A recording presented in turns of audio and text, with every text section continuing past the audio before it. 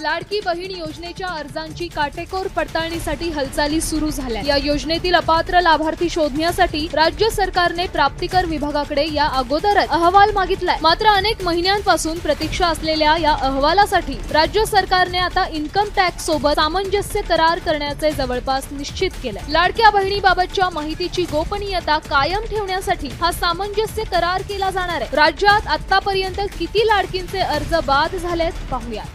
संजय गांधी निराधार योजनेच्या लाभार्थी 2,30,000, वय वर्ष 65 पेक्षा जास्त असलेल्या महिला 1,10,000, कुटुंबातील सदस्यांच्या नावे 4 चाकी गाडी असलेल्या नमोशक्ती योजनेच्या लाभार्थी आणि स्वेच्छेने योजनेतून नाव मागे घेणाऱ्या महिला 1,60,000, एकूण अपात्र महिला 5 लाख। त्यामुळे आगामी काही महिन्यात लाडकींची संख्या आणखी घटण्याची शक्यता आहे। तर उपमुख्यमंत्री अजित पवारांनी लाडक्या बहिणींसाठी एक मोठी खुशखबर दिली। लाडक्या बहिणींकरता पुढील हप्त्यासाठी 3,600 कोटींचा निधी मंजूर करण्यात आलेला आहे। आजपासून त्यांच्या खात्यावर ही रक्कम जमा होणार आहे, असं अजित पवारांनी सांगितलेलं आहे। लाडक्या बहिणींसाठी एक मोठी घोषणा करण्यात आलेली आहे। मुख्यमंत्र्यांनी सूचना केलेली होती। आज जवळपास 350 कोटी रुपये आमच्या लाडक्या बहिणींच्या करता या महिन्याचे आम्ही डीबीटीवर पाठवलेले आहेत।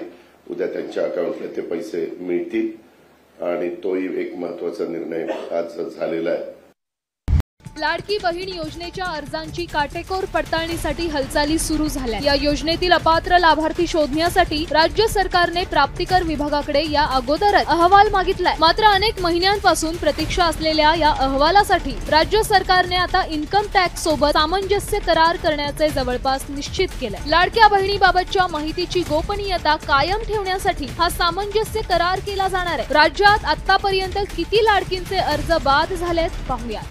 संजय गांधी निराधार योजनेच्या लाभार्थी 2,30,000, वय वर्ष 65 पेक्षा जास्त असलेल्या महिला 1,10,000, कुटुंबातील सदस्यांच्या नावे 4 चाकी गाडी असलेल्या नमोशक्ती योजनेच्या लाभार्थी आणि स्वेच्छेने योजनेतून नाव मागे घेणाऱ्या महिला 1,60,000, एकूण अपात्र महिला 5 लाख। त्यामुळे आगामी काही महिन्यात लाडकींची संख्या आणखी घटण्याची